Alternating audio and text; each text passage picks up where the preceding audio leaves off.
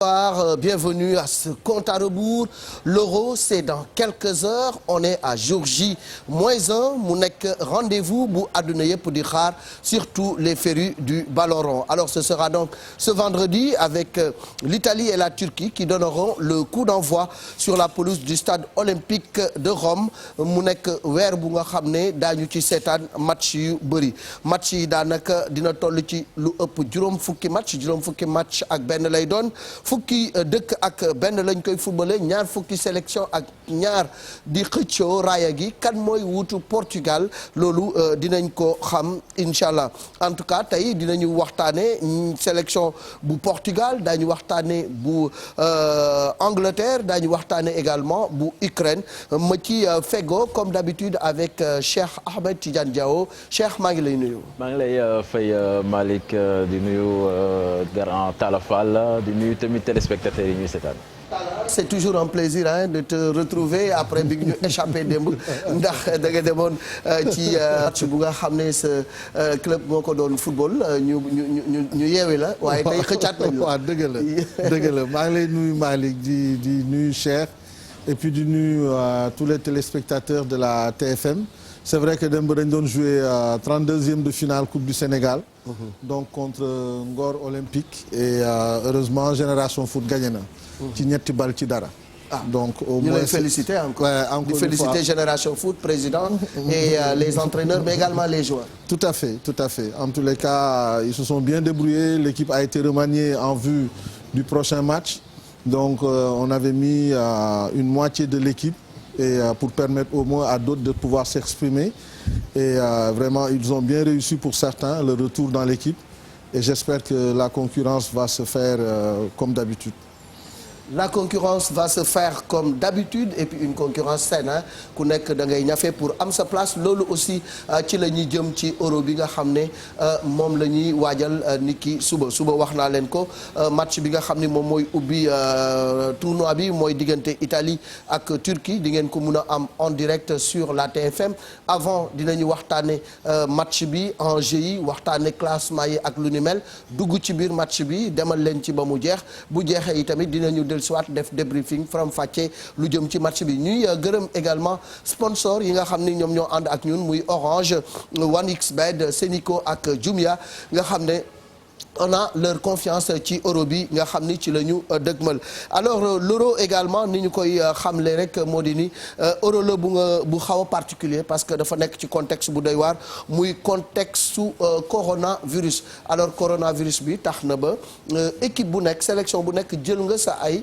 matuwaay mais du sélection yëpp ñoo bokk nu ñuy jëlee seen protocole sanitaire wala bokk seen système anti Covid bi ñu mettre en place alors am na ci yenn équipe yu nga xam ne dañu ni ñoom dañuy ñàkk seen ay joueurs ñàkk bi nag du par force am na joueurs yi nga xam ne bëgguñu ñàkku mais kenn forcé wu leen ñeneen ñi dañu am lu nga xam ni moom la ñu mettre en place pour rek am benn rigueur bu nga xam ni moom la ñu mettre en place pour bañ a jot ci Covid bi mën nañu jàpp ni am na ay joueurs yi nga xam ne tey jot nañu ñàkku ku ci mel ni Mbappé moom def ni moom que France Mbappé ñàkku wala ñàkku moom day ñàkku balaa muy ñëw te loolu la def. waaw moom de jotoon ñam ci affaire yi sax mais génn na ci. ku ñam ba génn doo bëgg mu dalaat. ñun bu njëkk ba sax dañu foogoon soo ko amee c'est fini quoi après doo ko amaat. mais gis nañ ay joueurs yu ko am ñaari yoon même si bon deuxième fois bi day mel ni charge virale bi du métti lool. mais bon ñàkk bi comme que moo gën a wóor daal je pense que def ko moo gën. ni nga ko waxee tamit Espagne soo xoolee ñoom am na si seen ñaareelu joueur bi nga xamee ni dañ ko testé woon positif muy Llorente défenseur central moom jot na defal nañ ko ñaari test PCR. yu négatif que dire que en l'espace de 48 heures. positif na fi tey jii négatif na ba suba autorisé nañ ko mu reprendre entraînement. te même Espagne ils envisagent dans les heures qui suivent ñu vacciner seen ay joueurs. Italie également tous les jours à l'exception de Florenzi nga xam ne moom dafa amee woon feebar bi ñoom tamit jël nañu seen deuxième dose ci début préparation bi donc mu mel ni gars yi ñu ngi sóoraale lu mel ni Covid bi taala. mais absolument parce que Covid bi dafa doon loo xam ne dafa bloqué woon football bi partout dans le monde. donc suñu demee ba accepter ñu mën ko reprendre war nañu mën a jël toutes les mesures nécessaires. mooy que ku nekk daal di respecter les mesures yi nga xam ne moom la ñu demandé et puis en même temps aussi tamit pour chercher l'immunité collective. Absolument. parce que loolu moo ñu ci mën a génnee amul leneen c'est-à-dire que leneen lu ñu fi mën a wax rek dañuy lépp nit ñi. Covid bi li ko fi mën a dindi mooy que tout le monde se vaccine. L'immunité collective mënuñu ko weesu. loolu rek fi am pour le moment. mbas bu nekk am na fi mais ñàkk moom moo mus a régler. Ce sont les vaccins et maintenant certains te diront oui en l'espace de 6 mois 8 mois mais àdduna dafay dox. recherche yi les gens investissent énormément d'argent et des milliards d'euros. yi nga xam ne amoon na tuuti coow ak AstraZeneca bi. mënul ñàkk donc am na ñu nga xam ne dañu xaw a ragal tuuti un peu sceptique. waaw loolu mënul ñàkk même man mii di wax sax Astra bi dama ko ragaloon. man Sinopharm laa def. man moom laa def Sinopharm moom laa def ñaari moo daloon sama xel fexe naa ba am ko daal. vacciné wu naa est-ce que vacciné wu nga. kii ma guma nag mais xam naa ne du ñàkk. Malick war nga wax ak Cheikh Tidiane nag. il faut ñu lijjanti ay affaire am en tout cas la Hongrie la Turquie ak Pologne ñoom vacciné wu nañu.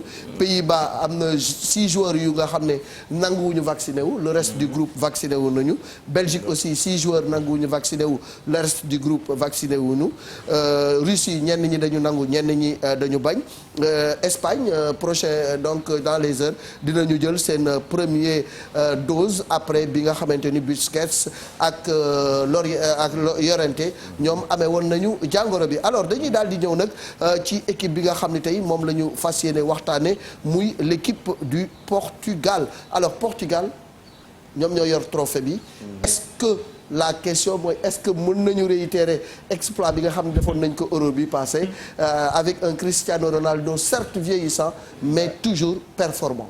Ouais, en tout cas ils ont les moyens hein, parce que effectif bi ñu yor quand même en matière de talent même en dehors de Cristiano Ronaldo sax équipe bi ils ont le matériel qu'il faut pour aller jusqu'au bout quoi. Parce que Portugal moom je pense que loolu seen baaxu maam la ñoom mosuñu manqué talent dëkk la boo xamee ni wàllu formation daanaka ñi ko dàq ci Europe ci la ñu bokk.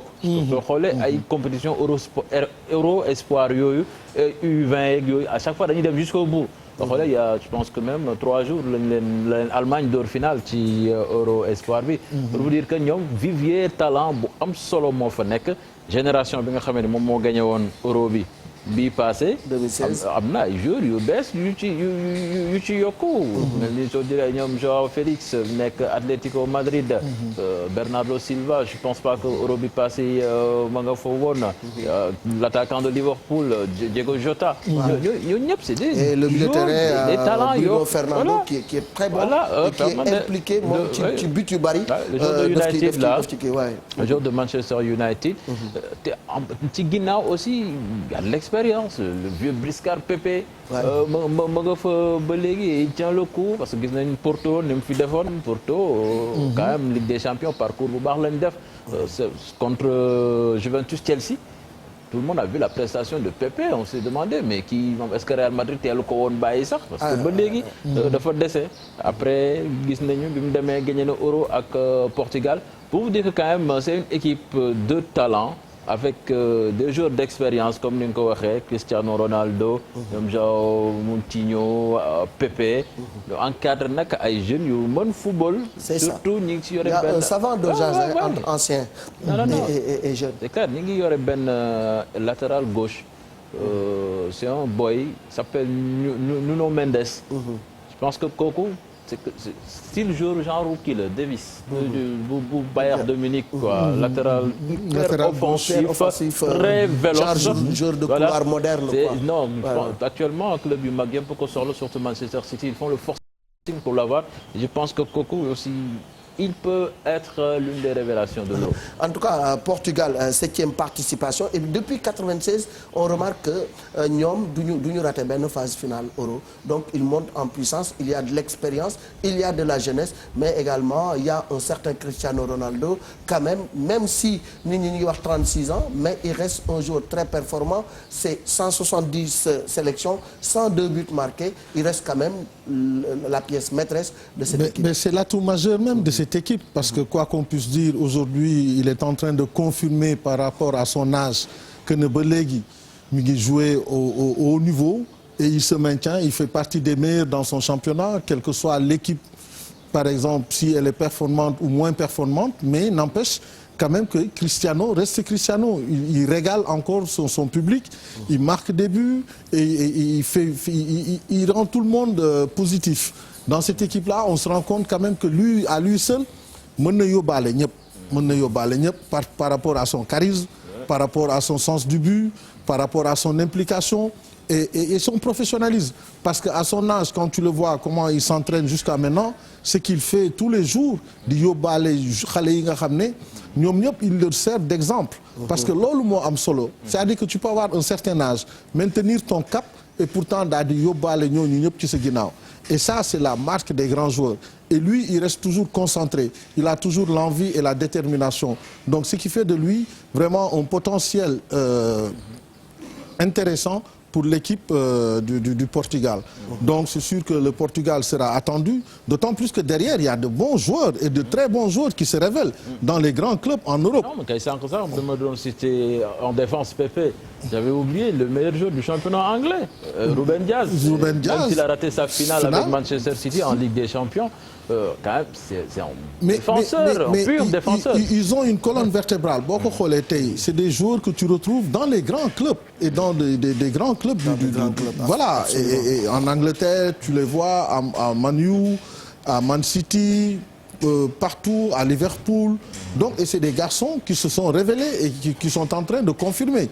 Donc maintenant, si tout ça, devant, il y a un bon Cristiano Ronaldo dans un bon jour, frais surtout, parce que vous savez qu'à 36 ans aussi, bon, c'est pas très évident, parce que Cristiano, beaucoup relaté, heureusement qu'il a accepté ce changement-là. Parce que tout au début, c'était pas évident. Quand Zidane lui demandait de venir se mettre dans l'axe, il n'aimait pas trop parce qu'il se disait qu'il était encore capable de faire des courses et de répéter ses courses, ce qui n'était pas vrai. Et il l'a compris après, il s'est recentré, il s'est mis dans l'axe du terrain et là, il a apporté son expérience, son sens du but et son adresse devant le but. Ouais, en tout cas, c'est une belle sélection avec comme ni nga ko waxee ay joueurs yu nga xam ne ñu ngi joué ci club yu mag wax nga ko léegi Ruben Diaz qui a City, Bruno Mendes, Man City, Moutinho également qui est à United, Bernardo Silva, Wolverhampton, sans compter Cristiano Ronaldo à la Juve et João Félix qui est à l'Atlético de Madrid. Donc c'est une équipe qui a fière allure.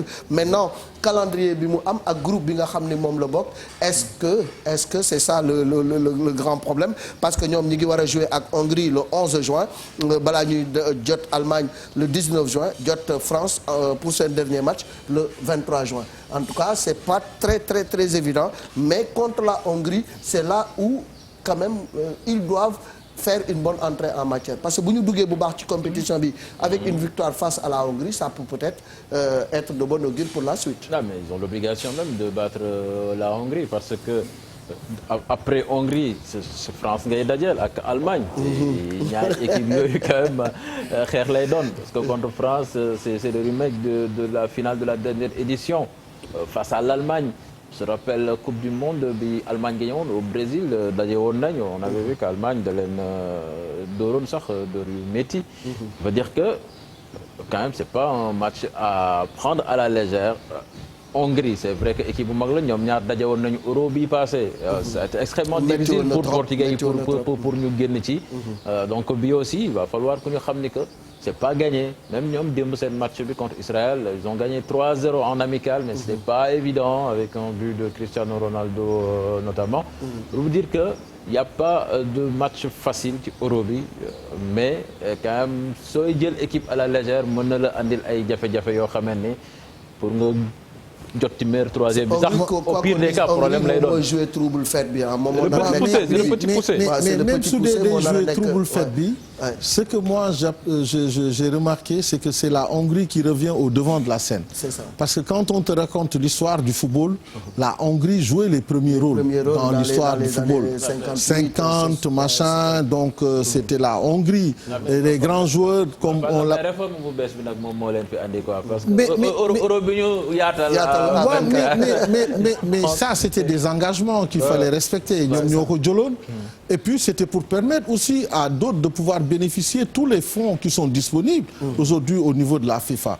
Par exemple, il y a des fonds qui te permettent de pouvoir faire des terrains, de pouvoir disposer d'installations dignes d'une grande nation de foot.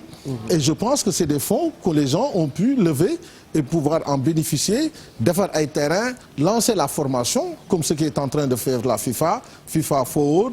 Et donc, ça permet au football aussi d'avoir beaucoup plus de licenciés et d'attirer beaucoup plus de partenaires, et ce qui va donner impérativement de l'argent que la FIFA va récolter et que va redistribuer aux différentes nations, dont nous-mêmes au Sénégal, on a pu en bénéficier.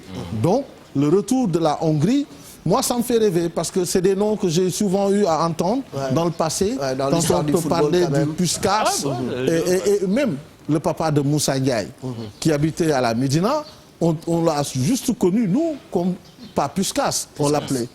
Et c'était des dirigeants du Dial Diop Sporting Club. Mais tu entendais ces noms-là, Puskás, donc tu te disais, mais c'est quoi? On te raconte après l'histoire. Maintenant, quand tu revois ces nations revenir aujourd'hui au devant de la scène, tu te dis, bon, peut-être qu'il y aura des surprises et des révélations. C'est toujours l'incertitude qu'il y a autour du football, on l'espère bien. Mais de toute façon, c'est un groupe très difficile. Quand même, pour que mu ne serait-ce que meilleur troisième ci poule bi.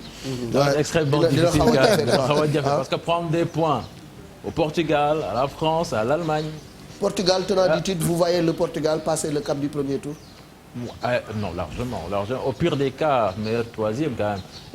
Et man, Portugal, t'as dit, sur le plan intrinsèque, moo gën a taxaw Allemagne. Bon, ça c'est sur le papier. Mais ci terrain bi, Allemagne, kenn xamul nu muy ñëwee ci compétition bi. On va revoir la grande. Mais l'Allemagne, on l'a toujours connue comme une équipe compétiteur. Parce que ñoom lu mu mënti doon. Mais quand même, ils ont eu du mal à digérer leur titre de champion du monde. Parce que bu fàtte Coupe du monde bu mujj bi, l'Allemagne a été éliminée au premier tour. Bien sûr, mais ça c'est des choses qui peuvent arriver. Comme la France aussi a eu à le faire. En 98, 2002, la France a disparu au premier tour. Ça c'est des choses que les gens. Mais ba léegi Fall. On se rend compte que équipe bi qui est au goal bu baax parce que éliminatoire yi. Mais les deux derniers matchs amicaux qu'ils ont montré. Les deux derniers matchs amicaux, ils ont montré quand même que l'équipe avait plus d'envie que les tours précédents. Donc on peut au moins espérer parce que eux, quoi qu'on puisse dire, c'est des gens qui sont très forts mentalement. Et le jour J, ce sont des compétiteurs. Le jour J, ils vont te démontrer par A plus B que nous on est là. On n'est pas à la présence de l'absence. Il faut toujours compter montrer quand même qu'on peut passer le premier tour et qu'on peut même aller au-delà. Bon, maintenant, c'est vrai qu'il y a une bonne partie de l'équipe qui a pris de l'âge. Et donc, il va falloir aussi penser plutôt au renouvellement de cet effectif-là. Essayer de mettre quelques nouveaux joueurs qui pourront apporter le second souffle dont cette équipe a besoin. Portugal, vous les voyez passer le cap du premier tour? Quand même. C'est le minimum qu'on puisse leur demander en tant que maintenant détenteur du titre. Donc, en tout cas, il y a trois grands. C'est pas un passe-droit quand même. Il y a trois grands. Dina am grand boo xamee ne dina xaar mbaa mu toog dina xaar mbaa mu toog. Je vois pas France ci logo. Franchement. France moom quand même. Par rapport à l'équipe qu'ils ont. Sauf catastrophe. Sauf catastrophe, c'est une équipe normalement qui devrait passer. Qui devrait passer. Ku koy gunge la ñuy xool, ça peut être le Portugal, ça peut être également. Parce qu'ils ont un effectif franchement qui impressionne. Impressionnant. Impressionnant. Alors merci à nos partenaires Orange, 1xBet, Senico et Jumia qui nous accompagnent. Alors on va parler également d'une grande équipe, d'une grande nation de football, l'Angleterre. Angleterre ku nekk xam na ni saa yu nekk dañu leen di boole ci ñi nga xam ne mën nañu bokk ci favori yi ñoom nag seen groupe ñi ngi ko bokk ak Croatie bokk ak Écosse ak République tchèque.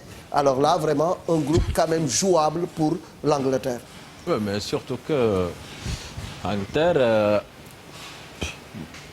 avec la France moom laa jàpp ni ñooy favori compétition bi soo xoolee seen groupe li ñu yor ci joueur seen groupe bi sur le plan intrinsèque quand même ak comportement bi nga xam ne seen club yi am nañ ko en Europe ren ji on a même eu une finale 100% anglaise.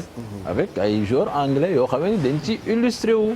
pare dañoo yor ay jeunes yoo xam ne dañoo mën football.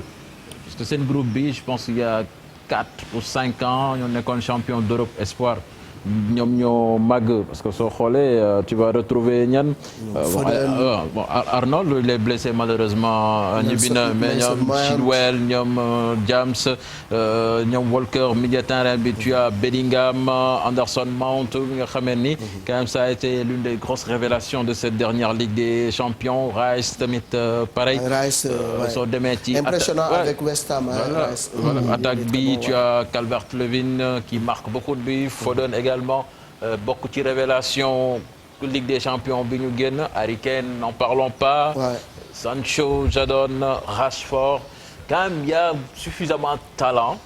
Et en plus de cela ils ont une motivation boo xamee ni jar na ñu rey seen bopp la finale va se jouer à Wembley.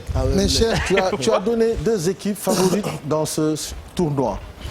Si on remarque bien c'est des équipes qui ont souvent misé dans la formation. Parce qu'aujourd'hui si l'Angleterre a pu revenir au devant de la scène, c'est parce qu'elle a misé sur la formation. Parce que tey ñoom ñu jotoon def finale espoir yooyu ñoom ñoo nekkaat fii ak Southgate comme entraîneur. Et quand tu regardes l'équipe de la France, c'est des joueurs qui sont issus tous des centres de formation. Donc toutes les 2 équipes ont misé toutes les catégories. Avant de venir à l'équipe A. Donc tey boo leen di gis nii day fekk c'est des joueurs qui arrivent à maturité. dañuy malgré leur jeune âge. Oui, mais attends, quand tu vois des garçons comme Coman qui jouent au Bayern de Munich, c'est pas n'importe quoi aller jouer au Bayern de Munich pour un Français. Avant, c'était pas évident que les joueurs français bu ñu transféré foofu. Il y en avait pas beaucoup. Mais aujourd'hui, tu vois des Tolisso, tu vois Coman et tant d'autres. Il y a un jeune garçon qui est sorti récemment du centre du PSG et qui a signé au Bayern, mais Diaby, et qu'il a plus ou moins regretté parce que le Paris Saint-Germain compte beaucoup sur lui. C'est un garçon qui a 18 ans. C'est ça. Donc, il pourrait rester au Paris Saint-Germain et jouer sa chance. Et quand tu vois ces 2 équipes-là dont on dit qu'elles sont favorites, da ngay gis ne elles ont misé sur la formation. Et c'est ça aujourd'hui. Mais regarde le Bellingham là, il a 17 ans. Oui, Dortmund. Voilà. Il est non dans le seulement groupe. sur la formation, mais aussi sur la continuité, la stabilité sur le banc. Absolument. Parce que boo xoolee Deschamps yàgg na ci banc wu France tey jii nga xool Southgate depuis 2016 moom moo nekk à la tête de l'équipe. Mais Southgate, il a apporté une révolution. À un moment donné, dans la sélection anglaise, on se disait pourquoi il n'a pas pris certains cadres. On se posait la question. Et pourtant, après, une fois arrivé au mondial, l'équipe s'est révélée. Absolument. Et les Anglais lui ont redonné confiance en lui disant, ben écoute, on te reconfie l'équipe et tu vas continuer le travail que tu es en train de faire. Et même lors des éliminatoires, ils ont été impressionnants parce que 7 victoires la ñu am, benn défaite la ñu am, 21 points, 37 buts la ñu dugal, ils en ont encaissé je crois 5. Et puis il y a deux scores mémorables parce que dóor nañu République tchèque 5-0, dóor nañu Bulgarie 6-0. Donc c'est une solidité défensive et une efficacité offensive qui montre que c'est un bloc très homogène et ils ont des joueurs de qualité interchangeables. Et boo xoolee ne tey ñoom ñooy le meilleur championnat qui se joue dans le monde. Parce que franchement, quand tu vois les titres aujourd'hui, les joueurs qui sortent dans le championnat anglais, tout le monde a envie d'aller jouer là-bas. C'est un championnat à part. Où par exemple l'équipe classée au bas du tableau a un budget boo xam ne xajul ci kenn. Donc tout le monde a envie d'aller là-bas. Et c'est un championnat attractif. Et pourtant il y a des jeunes Anglais qui se révèlent. Et c'est le championnat le plus ouvert, mais avec des restrictions. On te demandera avant de venir quel est le nombre de sélections dont tu détiens. C'est ça. Moom nga am. Et donc tout ça c'est des critères yoo xam ne de performance yoo xam ne ça te pousse avant d'y aller de pouvoir te révéler. À un certain moment le football anglais li leen doon rey moo di ne on prenait beaucoup de joueurs étrangers dans les clubs anglais ce qui fait que les jeunes anglais n'avaient presque pas de place dans les clubs. Mais après la ñu def benn sorte de projectionnisme. mais miser dans les centres de formation miser ci centre de formation yi ba pare dans les clubs il y a un quota. mais c'est ce que Beckenbauer avait dit à l'époque à l'Allemagne. Quand ils ont eu des difficultés dans leur traversée du désert. En leur disant écoutez. Référez-vous à ce qui est en train d'être fait en France. Ils ont misé dans la formation. Ils n'ont pas de grands moyens, mais ils vont former des joueurs, de top joueurs, et dont on pourra nous tous bénéficier. Donc, ils ont mis en place dans tous les clubs pro des centres de formation, et après, ils se sont révélés. Les joueurs sont sortis et tout le monde en bénéficie aujourd'hui en Allemagne. Et c'est ce qui a été fait en Angleterre, et aujourd'hui, on voit le résultat. Quand tu vois un garçon comme Foden, il est impressionnant, c'est un garçon qui a beaucoup de caractère, surtout. Quand tu joues, tu sens qu'aujourd'hui, on dirait qu'il a 26 ans, 27 ans. Et beaucoup de gens pensent qu'il fera partie des meilleurs de cet euro-là. Ñu bëri dañuy bu ñuy def meilleur jeune bu ñu xalaat ni mooy nekk révélation euro bi Foden à chaque fois son nom revient. Normalement, mais ce qu'on nekkee, ça voudra dire que quand même que l'Angleterre a fait la compétition qu'il fallait. Et je pense que côté boobu aussi, faut que ñu xaw ci tey aussi parce que je sais pas, équipe Angleterre, bon, c'est vrai que bi génération dorée la quand même, il y a énormément de talent ci équipe bi. Mais c'est pas une première tamit parce que soo xoolee cette génération bi nga xamee ni. Il y avait les deux inamovibles au milieu de terrain, Lampard, Gérrard. Ci kaw tu avais Wayne Rooney. équipe la boo xamee ni dañ ko xaaroon. dañ ko doon xaar à chaque fois demee ci compétition bu mag day choc. L'équipe déçoit. On se disait mais naka la mën a demee. Angleterre yor joueur de talent yu toll nii à chaque fois su demee affaire yi du dox. Mais là quand même bon on peut se dire que franchement vraiment. Comme li ñu doon wax ci France rek looloo fa am suñu classé 11 mën nañu sax 11 bu ko mën mi ngi ci banc bi mi ngi ci banc bi parce que soo xoolee Grealish sax sànq tudduñ ko fii c'est un talent énorme je pense que quand même équipe la boo xamee ni suñu defee lu leen war quand même ça va être extrêmement difficile mais je pense qu'avec des gens comme Harry Kane des hommes d'expérience dans cette équipe-là Walker Anderson bien vrai que voilà je pense qu'ils peuvent encadrer il est revenu bu ñu encadrer xale yi oui ils peuvent les encadrer loolu yaakaar naa ne lu mën a nekk la dinañu mën a encadrer xale yooyu parce que il y a que du talent dans cette équipe-là c'est des jeunes de 19 20 ans 21 ans qui sont là et qui se sont révélés et qui sont titulaires dans leur club Saka quand tu le vois jouer à Arsenal tu te dis mais c'est des garçons pétris de qualité quoi. Et même Kevin Phillips de Leeds lui aussi il a fait une excellente saison donc voilà ils ont Alexander-Arnold à Liverpool quand tu Arnold, je pense qu'il est out il n'est pas revenu mais côté je pense pas bon je sais pas c'est définitif ou pas mais quand même il était toujours dans le groupe il risque d'être très limite quand même mais côté boobu aussi je pense que amuñ luñ ci kii parce que même Arnold place titulaire am c'était loin d'être évident parce qu'ils avaient amené 3 ou 4 arrière droit même ci liste 26 bi ce qui veut dire que comme li ñu wax rek quand même postes yi sont doublés voire équipe homogène une bonne assise défensive parce que ci éliminatoire yi tegale nañu 5 clean sheet donc après ils ont marqué un nombre impressionnant de buts donc c'est une équipe en tout cas bu nga xam ne il faut compter avec eux et qui connaît la mentalité anglaise aussi quand même Rashford en attaque sans compter 37 buts Bounei ñoom Foden franchement c'est une équipe boo xamee ni on parle de la France ñi ngi wax ci France dëgg France de frappe absolument mais ñi tamit jar nañ bàyyi xel.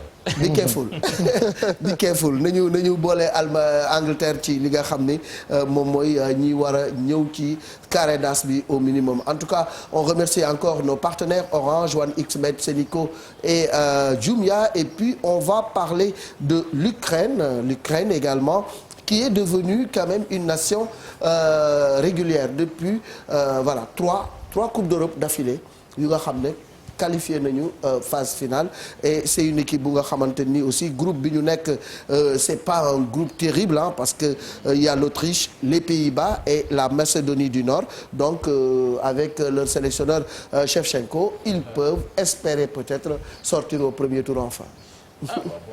Ça va être difficile quand même. Avec poule bi nga wax bon quand même y a de quoi hein. Ah ouais quand même. C'est pas une équipe ronflante soo ko jëlee ci tur yi mais. À part Pays-Bas donc. équipe la boo xamee ni ay joueurs de devoir ñoo fa nekk ah comme ni nga ko waxee joueur Manchester City bi lañ ci faral di jàpp te les défenseurs. mooy Zinchenko. Je vois Lunin qui est gardien au Real Madrid mais qui ne joue jamais. Il y a Yarmolenko aussi qui joue à West Ham. Yarmolenko qui est en train de faire un bon match. yàggoon comme Dynamo de Kiev quand même c'est vrai bon. Pays de football. Il y a Molinovski de l'Atlanta aussi qui est bon donc il y a de bons joueurs mais attention l'ossature de base aussi ñoom dañ koy kii seen ñaari club muy Dynamo ak Shakhtar Donetsk donc ils ont une bonne assise au niveau local sans compter maintenant benn joueur yi ñu am ci biti ñu indi ko. Mais ça il faut saluer déjà le travail de Shevchenko. Je pense que c'est quelqu'un qui s'est beaucoup investi dans cette équipe-là. Qui a eu à donner vraiment écrire plutôt les plus belles pages de l'histoire de l'Ukraine en tant que capitaine. Il s'est beaucoup investi à l'époque pour faire revenir certains qui avaient du mal à venir jouer pour la nation et même de s'investir sur le plan financier pour motiver certains à venir dans l'équipe. Et je pense qu'aujourd'hui c'est tout à fait normal. Ce qu'il est en train de réussir vraiment c'est à saluer parce que nit la boo xam ne bëgg-bëggam ci réewam jaraloon na ko lu ne. C'est ça. def ci alalam investir ci bi muy nekk en activité. ba bi muy arrêté ñëwaat dellusiwaat dem defi ji ay diplôme am préparé wu ñëw fexe ba jël équipe bi delloosi ko waat. Vraiment c'était pas chose gagnée. icône la ci réew mi. Oui de loin parce que quand tu le vois jouer au Milan AC à l'époque. C'était pas donné à un Shevchenko de rayonner au plus haut sommet du foot. Et il a montré que il y avait du talent dans son pays. Et qu'il y avait des garçons. C'était pas évident de revenir à ce niveau-là tegale ñetti euro même parce que euro bi passé c'était vraiment la catastrophe 3 matchs. 3 défaites, 0 but marqué en 2016. Ils sont rentrés à la maison comme ça bredouille. Je pense que ñoo ko organisé woon. Voilà boobu ñoo ko organisé woon. Mais 2016 3 défaites lañ tegale. 0 but dugaluñu sax but daal di ñibbi. Donc dellusi moo tax dellusi bi dina xaw a métti. Ça reste quand même dans les têtes. Non man quand même si Ligue des Nations bi seetaan naa leen. cette match de poule yëpp seetaan naa ko surtout contre l'Espagne. Quand même ils ont souffert face à l'Espagne ci aller bi. Bon, je sais pas jour boobu aussi ils avaient un groupe diminué par les cas Covid. moo tax nekkuñu si woon bu baax mais aller bi Espagne da leen dóor yu métti sax mais retour bi quand même bi ñu recevoir Espagne dañ ko won carrément que ni fii Ukraine la. wane la équipe la boo xamee ni dafa ñeme combat.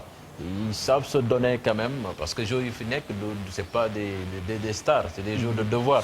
te surtout soo amee coach boo xamee ni dañ ko gëm lu mu leen sant la ñuy def quand même day nekk équipe boo xamee ni suy joxe ci terrain bi day naqari dóor parce que quand même défensivement c'est un groupe homogène taxaw nañ comme ni ñu ko waxee am nañu ay flèches ci ginnaaw ku ci mel ni Konoplyanka doon jouer Séville ci ay jamono je pense que xam naa léegi du côté de l'Allemagne quand même c'est pas équipe bu ñuy xaar à la fin de la compétition mais kenn xamul mën nañu créer surprise. bu tax ñu gën a sori ci compétition bi. c'est ça en tout cas Ukraine Portugal Serbie Luxembourg on les a vus donc mu nekk daal équipe bu nga xamante ni nii quand même équipe bu baax la équipe bu homogène la. par contre seen premier match bi ça va être un peu compliqué. parce que ce sera face aux Pays-Bas. un match qui va se jouer aux Pays-Bas. waaw c'est ça loolu moo ci ñuul mais en tout cas ils vont jouer sans complexe parce que football léegi. ku nekk xam na ni kenn moomatu ko kenn moomatu ko et bu fekkoon ni toujours les meilleurs ñooy gagné kon le football aurait perdu son charme. même avantage terrain bi sax des fois. dañ koy xoolaat ça ne tient pas. nga gis équipe recevoir pression bi jàpp ko ba mu mujj. ñàkk match bi. en tout cas demain la ñuy dugg ci euro bi comme ni ñu leen ko waxee daañu ànd ak yéen jox leen les meilleurs matchs ak des plateaux yu nga xam ne toute la rédaction sportive est mobilisée. ñu fas yéene ci ànd aussi ak des techniciens dinañu jël sax ay ñu nga xam ne football da leen intéressé duñu technicien nekk ñu ci benn équipe mais peut-être ay artistes la yu nga xam ne parce que sénégalais ñun ñëpp a bëgg football ñun ñëpp ay topp football am na ay ñëpp a xam football football voilà comme on le dit il y a autant de sélectionneurs que de sénégalais sénégalais boobu fëgg boo ko laajee ci football mën na la ci wax dara mais en tout cas. ok nga mën a ko tax Europe aussi am na benn paramètre boo xamee ne foog ñu bàyyi ko xel. que mën na jouer mooy état physique joueur yi. waay je pense que ça va être extrêmement difficile. dafa pour certaines nations. non ñaari dina métti équipe bi soo ko xoolee pratiquement de ñaari saison la ñu tegle. parce que depuis Covid bi ba mu jeexee ba la après Covid bi. saison après Covid bi ak bii dafa continuer te après Covid bi on a vu que match yi. il y a un enchaînement de matchs. il y avait pas de repos. boobu dañ dem ren saison bi soo gisee. fraîcheur mën na ci mais parce qu'il y en a qui ont un nombre impressionnant de matchs dans les jambes. mais équipe bu Liverpool rek ça c'est l'exemple type. c'est l'exemple c'est-à-dire que ils ont eu du mal à finir le championnat. C'est-à-dire que moralement, mentalement, physiquement, ils n'étaient plus présents. Et c'était les mêmes joueurs, les mêmes talents, mais voilà. mënutuñu woon dem. Ça ne répondait plus. Ils n'arrivaient plus à gagner à domicile, comme à l'extérieur. Donc, et tout le monde se rendait compte qu'il y avait un problème de fraîcheur physique. Les gens ont beau dire, quel que soit alpha, nit rek nga mën a doon. am na moment boo xam ne tu atteins ton plafond de verre, comme on dit, mënoo ko dépasser. fii nga mën a yem. donc am na ci yoo xam ne voilà donc il y aura besoin de beaucoup de séances de récupération. de régénération surtout aussi parce que loolu tamit dafay impacter ci jeu bi. parce qu'il y a des joueurs clés yoo xam ne les outsiders là il faut compter avec eux parce que surtout ñoom. ils ont des joueurs yu nga xam ne li ñu joué ci ay matchs bariwul et la fraîcheur physique au fil du tournoi ça peut jouer. Non ça va impacter même sur le résultat parce que dans l'engagement parce que dina am moment yoo xam ne tu es obligé d'aller presser l'adversaire de faire le jeu toi-même. Et de pouvoir enchaîner des matchs, ça va pas être évident. Donc boo doon pronostiquer 4 équipes yu nga xam ne moom. dinañu leen mën a xaar au tableau final. Je dirais la France, l'Angleterre, l'Allemagne et la 4e équipe, je choisirais le Portugal. Le Portugal. Cheikh fan ngay tudd yow. ñaari équipe parce que amul benn surprise. non bon ñaari équipe yooyu mu tudd Allemagne ak non moi je mise moins sur l'Allemagne. je mise moins sur l'Allemagne mooy nu mu tuddati France ak Angleterre je les vois loin. am na équipe boo xamee ne kenn du koy faral di kenn du koy faral di xaar mais ñoom tamit souvent dañuy faral di sori muy Croatie. parce que defuñ fii seen kii sax taxawuñu si ñoom. mais am nañu groupe comme genre groupe yooyu lañu yor joueurs yooyu nga xamee ni duñu ay superstar à part Modric ci foofu. je pense pas que amul joueur buy nekk au-dessus du lot. mais groupe la bu homogène la football bu raffiné la dëgër coupe du monde bi noonu lañ fi defoon ba dem final te kenn xaarule woon ñu dem final. parce que faudra Europe bi passé c'était une équipe qui était taillée pour aller en finale mais dañoo dajeek Portugal ça avait dominé le Portugal match boobu mais à la fin. Il y a eu benn contre boo xamee ni avec le Rassaman là te mu nekk Lille actuellement. le milieu de terrain là il a fait la différence ba gars yi dugal éliminer Croatie mais il faudra faire attention ak équipe boobu. bon 4e équipe bi ça c'est un coup de cœur quoi je vois l'Espagne malgré tous leurs problèmes. voilà moi mon coup de cœur c'est la Belgique. moi je vois la Belgique je vois la Belgique venir pour man moom mooy nekk peut-être révélation ou surprise ou Coupe d'Europe bi. mais quand même faudrait-il qu'ils récupèrent leurs 2 bons joueurs. Hazard et De Bruyne. non Hazard je pense pas. Hazard moom c'est toujours Hazard bon mais De Bruyne quand même il va revenir et puis avec Lukaku moi je pense que c'est une bonne équipe. qui a et Hazard peut se transcender. Hazard peut en cacher un autre parce qu'il y a eu son frère. Aussi qui est là. qui marque des buts. man Belgique gis naa France ak Angleterre. mais j'ai oublié l'Italie équipe la. Allemagne man mënuma leen. Allemagne mënuma am compétition coupe du monde wala coupe d'Europe te boolewuma leen ci carré d'as. donc comme ni ñu doon wax ci affaire blessure yi ñoom aussi tey ils ont eu un coup dur ak benn milieu de terrain boo xamee ni très attendu ci Euro bi. muy Pellegrini milieu de terrain de la Roma. blessé forfait ñu remplacer ko tey jii ak beneen joueur mooy li ñu doon wax léegi rek les blessures musculaires là. Benzema il a échappé de justesse. keroog contre Portugal. C'est ça ça. veut dire que mais heureusement que match amicaux yi jeex na peut-être aux entraînements parce que c'est la fatigue ah. li ñu yor ci match dafa bëri. moins de surtout contact que lui il avait beaucoup donné aussi. Il a porté son équipe pendant 2 ans. Il porte le Real de Madrid donc à lui seul devant il fait la différence depuis 2 ans et c'est normal qu'en fin de saison qu'il ressente quand même un coup de pompe. Voilà. Alors on va marquer une pause avec la publicité ak suñu partenaires yi Orange 1xBet Senico ak Jumia le temps d'accueillir Marcel Mahoun merci Talla pour la disponibilité et on continue comme ça jusqu'à la fin de l'Euro par rapport à votre temps disponible bien entendu. Pas de souci, c'est avec plaisir. Merci. Alors une page de pub avec la régie et on accueille Marcel Mahoun.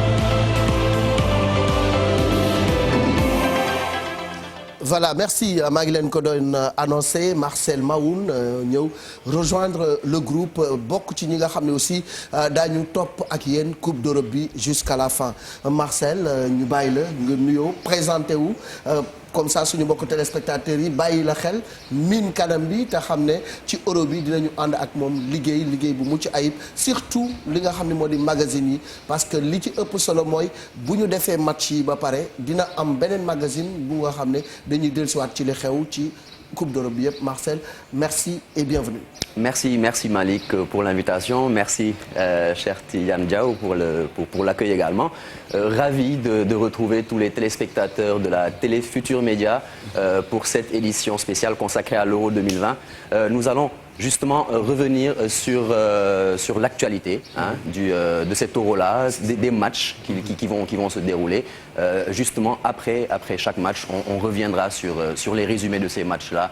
Pour parler des débuteurs, pour revenir sur les actions, les séquences phares de ces rencontres qui vont avoir lieu à partir de demain, Inch'Allah. À partir de demain, et puis aussi, on fera aussi les conférences de presse, les déclarations d'après-match, des statistiques et tout ce qu'il faut en tout cas pour que les gens puissent être bien imprégnés ci Euro bi parce que qui connaît le Sénégalais, c'est qu'il est friand de football. Ah oui, il est friand de football, sachant que bon, même si c'est de l'autre côté de la planète, au niveau du vieux continent, mais bon, c'est quand même toujours, comme on dit, le football n'a pas de frontières.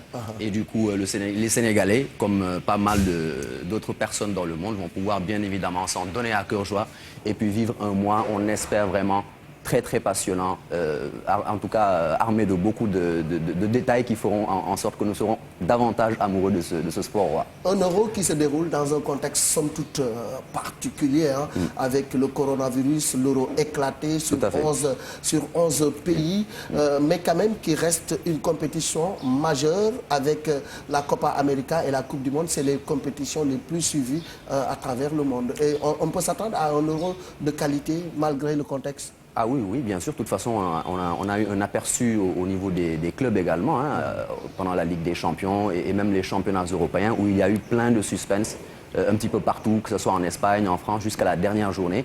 On ne savait pas qui serait champion, de même qu'à la Ligue des Champions, au niveau de la Ligue des Champions également. La finale Manchester City-Chelsea, personne ne s'attendait, je pense, à ce que Chelsea arrive jusqu'en finale. Ils y sont arrivés, ils y sont parvenus, donc ce sera en tout cas tout bénef de pouvoir encore une fois retrouver ces stars-là sur les pelouses d'Europe et pouvoir parler de cette compétition avec eux. L'Angleterre, vous les voyez comme ils ont été quand même jusqu'au bout du suspense dans cette Ligue des Champions, avec un groupe assez homogène, une solidité défensive, une efficacité offensive qui font que les Anglais peuvent prétendre au titre cette année? Alors, ça va être un petit peu difficile de répondre à cette question directement. Je vais un petit peu abonder dans le sens de mon confrère cher Tidiane Diaw, qui le disait tout à l'heure. L'Angleterre, ce n'est pas la première fois, en tout cas, qu'elle présente une équipe sur le papier séduisante. Donc, si on se contente de faire un petit peu, en tout cas, un petit peu s'arrêter sur ce détail-là, cet aspect-là, à savoir l'équipe sur le papier, je veux bien, c'est bien beau, mais on verra par la suite ce que ça va donner. D'autant plus que c'est quand même très paradoxal qu'une équipe nationale comme l'Angleterre, avec le championnat qu'elle a, avec également les sélections qu'elle a pu compter dans ses rangs, qu'aujourd'hui, justement, l'Angleterre n'a pas encore d'euro, n'a pas encore gagné d'euro. Ça, c'est un détail qui a échappé. Et c'est un paradoxe. Voilà, et c'est un gros paradoxe. Donc, ce sera une Angleterre revanchable, peut-être aussi. C'est peut-être ce qui fera la différence. On a vu qu'en 2018, à la Coupe du Monde en Russie, ils sont arrivés dans le dernier carré. Ce qui est déjà pas mal, ce qui était déjà une grosse avancée. On espère qu'ils vont peut-être continuer sur cette lancée-là. Beaucoup voient la France grandissime favori de cette compétition, mais faut-il pas faire très attention? La France, quand on les attend en général, Ouais. elle déçoit. Elle déçoit. C'était comme ça en 2002. On nous avait peint également la même image. Une équipe de France où on avait Thierry Henry, meilleur buteur du championnat d'Angleterre, Trezeguet en Italie, Djibril Cissé également qui était meilleur buteur du championnat de France, Zidane qui était à son apogée même s'il n'a pas joué les 2 premiers matchs. Ouais. Exactement, donc résultat des courses, il s'arrête au premier tour. Donc voilà, je me garde de commenter peut-être la France en attendant de voir peut-être les premiers matchs, surtout qui sont dans un pool. Pour cet euro, c'est pour quelle équipe qui peut-être pourrait créer la surprise? Ce serait peut-être pas une surprise parce que pour moi c'est l'Allemagne. Ouais. Ce ne serait pas une surprise, retour à la case départ, parce que c'est avec l'Espagne, la sélection européenne qui a le plus remporté cette compétition-là à 3 reprises. Donc, ce qui sera peut-être pas une surprise au fond, mais vu effectivement leur effectif actuellement, qui est un petit peu différent de celui qu'on avait tendance à avoir à une certaine époque. Et contrairement à la France, c'est quand on les attend moins qu'ils surprennent. Mais pour moi, l'Allemagne, c'est vraiment l'équipe européenne la plus régulière dans toutes les compétitions. De toute façon, eux aussi, ils ont, ils ont une revanche à prendre. Leur dernière victoire remonte à 96, en 1996 en Angleterre.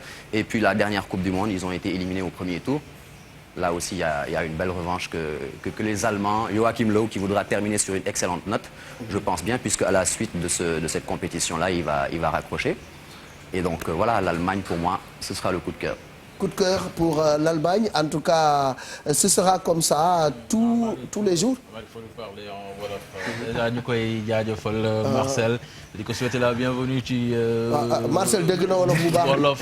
dégg na wolof bu baax mais xam nga rek man tamit des fois damay fàtte ni sax voilà. dégg naa wolof. waaw ñu ngi lay xaar. waaw incha allahu rabbi. waaw looy waajalal gars yi. waaw leen xanaa wanaat leen match yi comme ni ñu ko gisulee peut-être sur le champ xam nga booy faral di seetaan direct. ak pression bi. dafa may affaire ay détails yoo xamante ne daf lay échapper. Donc ce sera justement occasion boobu noonu ci journal de l'Euro boobu pour ñu fësal yenn yoo xamante ne peut-être spectateurs yi gisuñ ko. Est-ce que mën nañu xaar les grandes stars yi nga xam ni tey moom la ñuy xalaat ni championnat bi war nañ ko survoler. waaw bu ñu jëlee exemple Kylian Mbappé par exemple. Je pense que moom dina continuer sur cette lancée parce que c'est un jeune boo xamante ne jël na benn ascendance. mënatul wàcc je me dis peut-être machallah comme on dit. Et puis voilà, sinon c'est des classiques on a parlé de Cristiano Ronaldo sànq, Robert Lewandowski au niveau de la Pologne, Thomas Müller qui est un revenant et puis voilà un des doyens voilà du football actuellement. Donc Gareth Bale peut-être au niveau du pays de Galles également. Donc il y en aura vraiment, mais comme je dis en général dañuy xaar ñu gis premier match yi. ci ndaw yi mën nañu xalaat ñu bëri ñu ngi wax Foden mais mën nañu xalaat aussi yeneen ndaw yu fël. waaw continuité lay doon tamit au niveau de l'Allemagne peut-être avec Leroy Sané que les Sénégalais vont également regarder. avec beaucoup d'intérêt de Souleymane Sané.